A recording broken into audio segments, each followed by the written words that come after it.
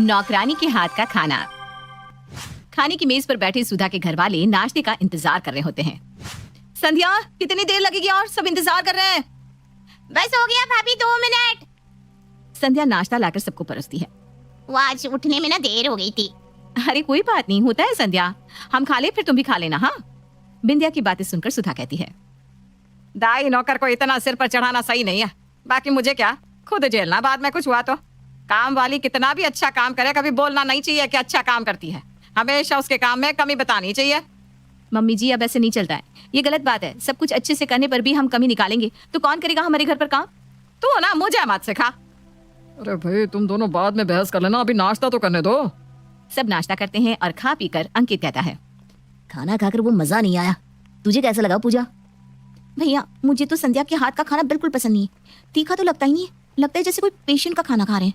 भैया, ये काम वाली बदल दो ना। सच में खाने में कोई स्वाद नहीं है।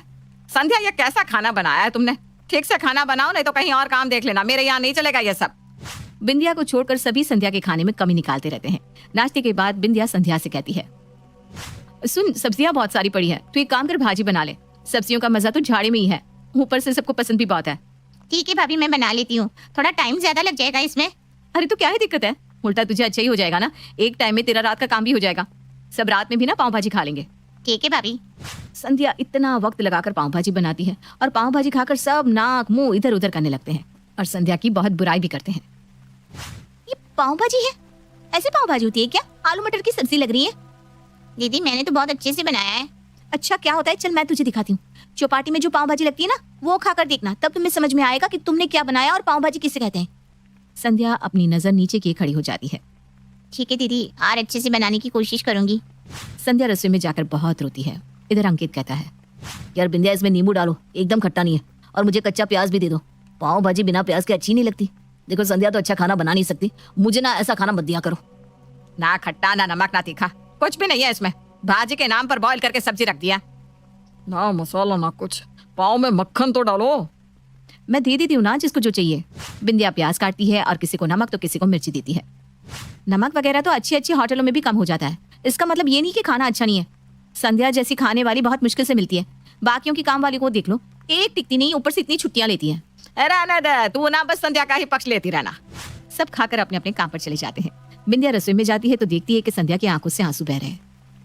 अरे रो मत संध्या, मैं हूं ना। तू भी क्या इन लोगों की बातों को दिल से लगा रही है? ये लोग तो ऐसे ही बोलते रहते हैं। नहीं भाभी, अब मैं और यहाँ काम नहीं कर सकती हूँ। अरे ऐसा मत बोल, मैं इन लोगों को सबक सिखा कर आऊंगी। तुझे मैं अपनी बहन की तरह मानती हूँ। देख, इस महीने तक रुक जा, अगर ये लोग नहीं सुधरे ना तो फिर तू चली जाना। ठीक है भाभी, आपके कहने पर मैं रुक जाती हूँ। इसी तरह दिन बीतने लगते हैं।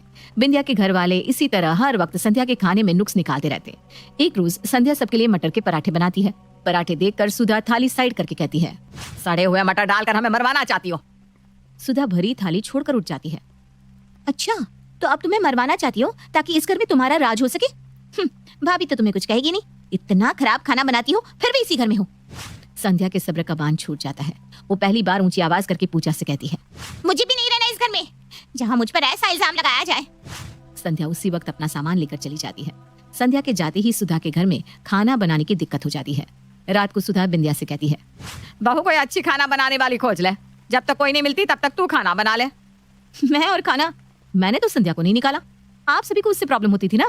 ऊपर से डॉक्टर ने मुझे काम करने से मना किया है। मुझे गैस की स्मेल से उल्टियां होने लगती है। मेरे बच्चे की सेहत के लिए ये बिल्कुल अच्छा नहीं है। बिंदिया बिना खाना बनाए अपने कमरे में चली जाती है। इधर खाने के वक्त सब एक दूसरे का मुंह देखने लगते हैं।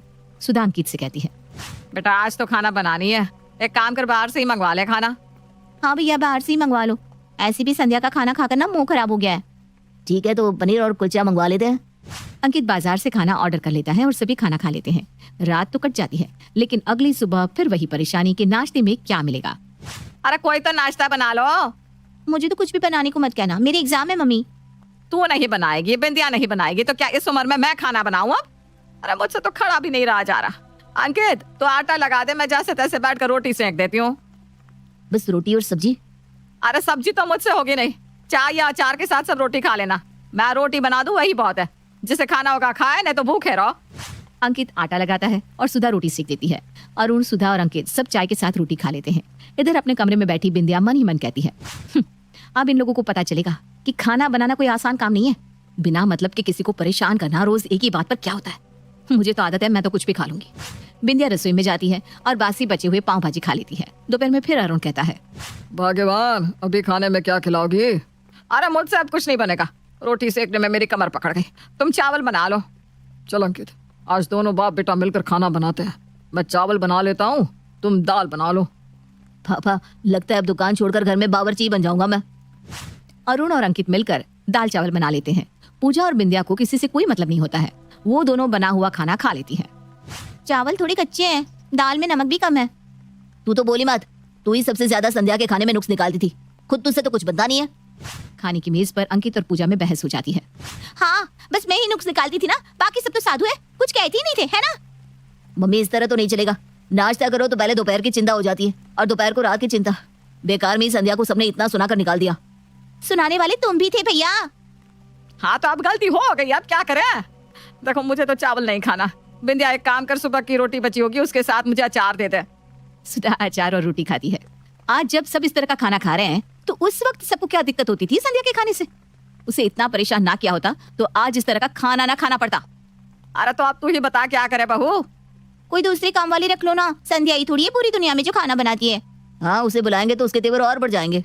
ठीक है, जो करना है आप लोग कीजिए, लेकिन मैं कह देती हूँ आप लोग फिर एक गलती करने जा रहे हैं।